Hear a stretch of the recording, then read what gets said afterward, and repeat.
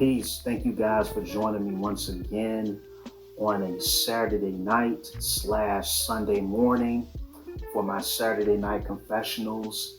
For the past few weeks, I've been using the Saturday night confessional to speak to more extrinsic issues, to issues related to politics, issues related to various social critiques. But I feel like I wasn't really living up to the name. Not saying that those topics weren't needed or valid, but I haven't really confessed anything on here. And I want to take tonight's episode. I don't even consider this an episode. Like the Saturday night confessionals are just like I'm just going with what the spirit leads me to. So I want to get into mental health and manhood briefly, because it's just been something that I've dealt with during my adolescent years. It's been something I've dealt with as an adult as well. Is that in our community for a very long time, there was a stigma against mental health. A lot of times, if you claim to have depression, if you claim to be have any other sort of mental disorder, the first thing that many of us would do is to treat you like some sort of pariah. If you would confess to some sort of mental issue or depression, it's you're crazy. Or for a long time, going to see a therapist was considered that white people thing. That was something we don't do. We know how to handle our problems. And a lot of us have suffered in silence, and we've dealt with battles that we weren't equipped to deal with alone, because we were shamed. Because if you came out and you said that you were dealing with anxiety or you were dealing with depression, you would be shamed back into silence in our community. And furthermore, as men, there's a narrative, and I truly look at it as it's kind of an extension of a more northern cradle or Eurocentric paradigm. But I would argue that you would see it in Africa as well, in other agricultural societies where the concept of ownership existed. Because remember, prior to about 11,000 years ago, primarily we were bands of hunter-gatherers. So things like private property didn't exist. The need for a woman's chastity did not exist because there was nothing for anyone to inherit. And the role of the father in the reproduction process, it was kind of somewhat minimized. There was a way for the community to look after the child, or the group of those particular hunter-gatherers to look after the children as a collective. And so this perspective of masculinity, I think, is a relatively new concept in comparison with how long human beings have been around. Some anthropologists would say that human beings go back to about 250,000 years ago. I saw an article a few months back that stated that a Homo sapiens skull was found in Morocco that goes back about 300,000 years. So who's to say? But I think this concept of masculinity, it has been a byproduct of agricultural societies in which there's a clear hierarchy, and there really isn't a pragmatic use for having egalitarianism. So you have to have hierarchy. You have to have certain tasks delegated to other people. You have to have a standing military to protect, your crops or your goods from potential invaders. I would say really our concept of masculinity, I think it kind of goes back to the Hellenistic epoch of their perspective of masculinity, which kind of set like one of the foundations of the concept of masculinity throughout Europe. I think Christianity exacerbated that sort of perception of masculinity and femininity. And then also in Africa and around the Levant, there was a concept of femininity and masculinity that was dictated by Quranic law, dictated by Hadith and Sunnah and these things. And so I think over the past 500 to 600 years, we've kind of really developed into this hyper masculine, hyper patriarchal society. I don't have the view of patriarchy being bad and matriarchy being good, or vice versa. I think we love to kind of look at everything through a binary, and I try not to look at everything through a binary, but I want to have a holistic approach to analyzing some of these issues and topics related to manhood and mental health. And if I go on to arbitrary tangents with related to history, please believe it's just kind of adding or augmenting my argument that I want to convey to you through this particular Saturday Night Confessional. So, what I want to say is that patriarchy, I believe, has had some hurt for men. What happens is that concepts of emotion, like for example, like um, fight or flight, sadness, depression. There's certain uh, chemicals in your brain. Certain neurotransmitters that are responsible, for those emotions. You have to look at your amygdala, this thing that's responsible for your fight or flight, fear, etc. And you have to look at the fact that emotions, we evolved those to survive. We evolved those to be able to communicate better, especially since we started to evolve and use language to convey certain things. Um, so, you know, one of the things that I feel with patriarchy is that men, we're not allowed to be human beings under patriarchy. What we are, we're stoic. We're not emotional. We're always operating on logic. But if you ask any credible evolutionary biologists, you ask any sort of expert in neuroscience, we would not be who we are here today if we did not, or were not emotional people or used emotions when making decisions. But under our current paradigm, men, we're taught to be stoic. We're taught that to show emotion is synonymous with weakness. To cry is synonymous with weakness.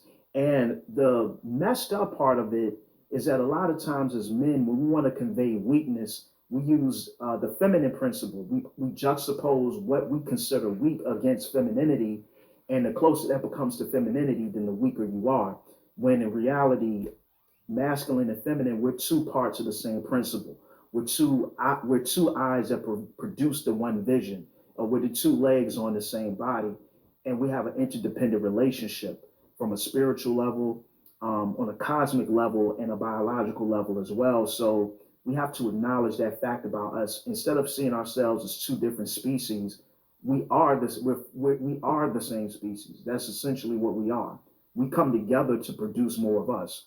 Um, and so a lot of times with mental health and manhood and masculinity, you are supposed to snuff out your feelings. And it becomes hard when you're trying to be vulnerable, when you're trying to convey to people where you're coming from and what issues you've been having, because we're not used to being that open, that candid, that transparent with our feelings, with our psychological and emotional trauma. We keep that closed off as men because we kind of come from these environments where we have to. If you show too much emotion, if you laugh too much, if you smile too much, you're weak, you're prey. We're gonna pounce on you. So your manhood is defined by how detached you can become from your own emotions. The consequences of that is that many of us as black men, we have an amazing suicide rate. It's not really high, but it's higher than you probably would think in our community that we do not talk about. We have a lot of people that repeat generational trauma.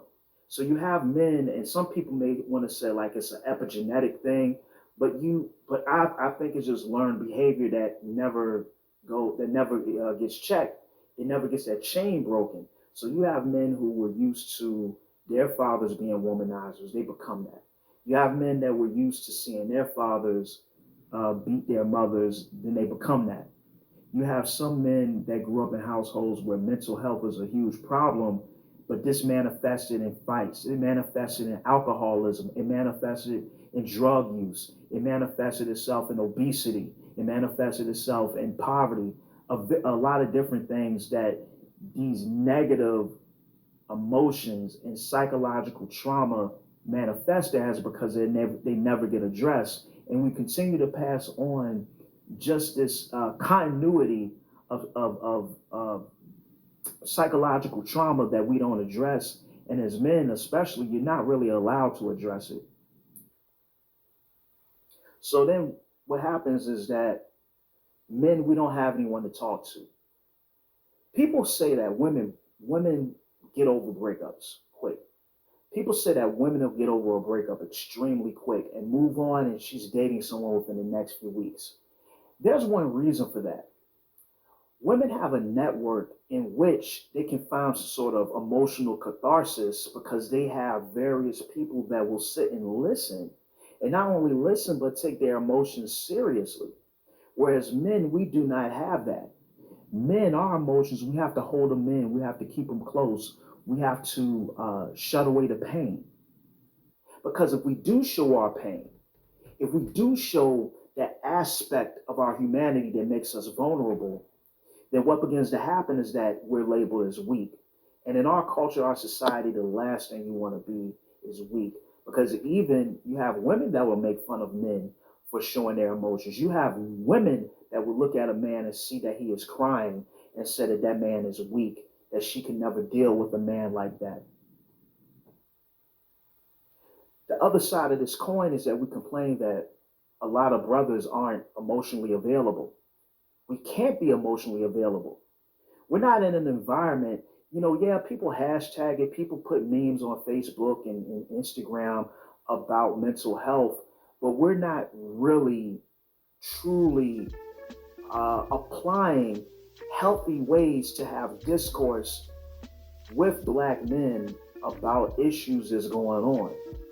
And I think about, the women I've been with, women I've dated, and I've just been closed off, and I never felt comfortable revealing that part of myself, revealing the fact that I deal with depression, revealing the fact that I deal with anxiety. I never was comfortable to put myself out there like that with women at the time that I was with them, that I was in love with them and I saw a future with them. And I didn't open up because we're so scared of the castigation. We're so scared of being labeled something that we walk around with pain in the pit of our chest that we just can never address. And so for me, my confession is that one of my big battles in life has been depression. And a lot of it, I think, also was due to diet and a few other factors that I could control. But then it's just life experiences.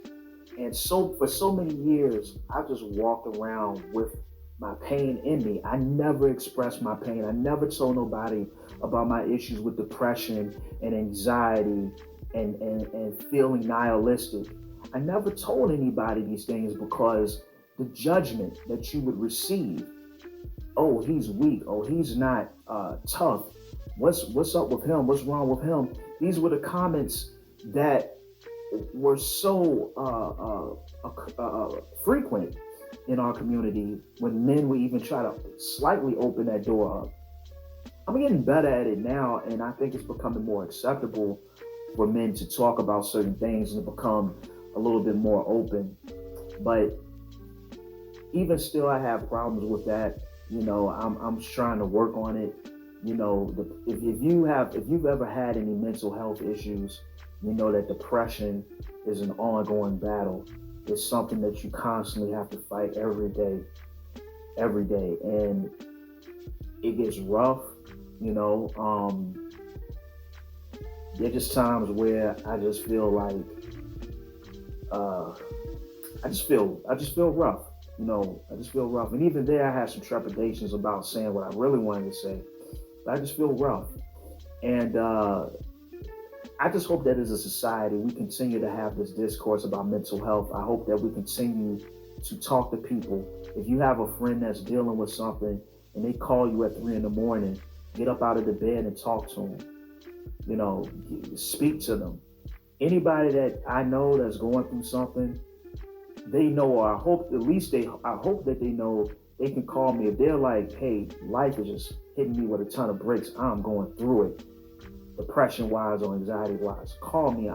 Hopefully I hear my phone because but call me. It could be at 2 p.m. or 2 a.m. or 7 p.m. or 7 a.m. We have to be there for one another. We can't be judgmental. We can't use these antiquated concepts of what constitutes a man to try to shame a brother into being quiet and not really talking about what's going on with them on a mental health level. I saw, I'm gonna wrap this up. I saw something with Mike Tyson. Mike Tyson said on a clip I saw, he said that your brain is not your best friend. You have to train your brain to become your best friend, because if you don't, your brain will tell you that you're the worst thing in the world, that you ain't shit. And it's funny enough, I've been practicing, so I can be a bit of a pessimist. So, for example, if I say I want to go get a burger at this place, my mind will automatically go to, what if I get food poisoning? Or what if it tastes horrible? So my challenge right now is, whenever I see that thought arise, I flip it on its head. I say, well, I want to go get a sandwich from this place. What if it's the best sandwich ever? What if I love it? What if I can even learn how to make one? And so it's just talking to yourself in a positive manner. All of those things. And your brain, if you don't really become the master of your own thoughts, you can be led astray. You can believe things about yourself that aren't true. And I remember, Royce the 5'9", he said a line, in life, sometimes people have you trying to adjust or fix things that aren't there.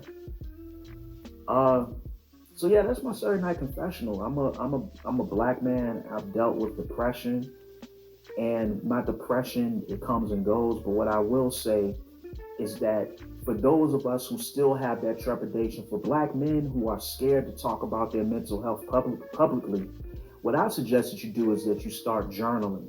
Find an art form that can be a relief or a conduit for your pain. Do art, do music, journal, maybe paint. Go outside if doing the lawn or cutting the grass is your thing, or going and playing basketball or going to the gym is your thing. Use these things as healthy outlets to alleviate that pain that a lot of us carry on a daily basis, known as depression. Listen, this has been my Saturday night confessional. Thank you for tuning in again. I love y'all. Take care and peace.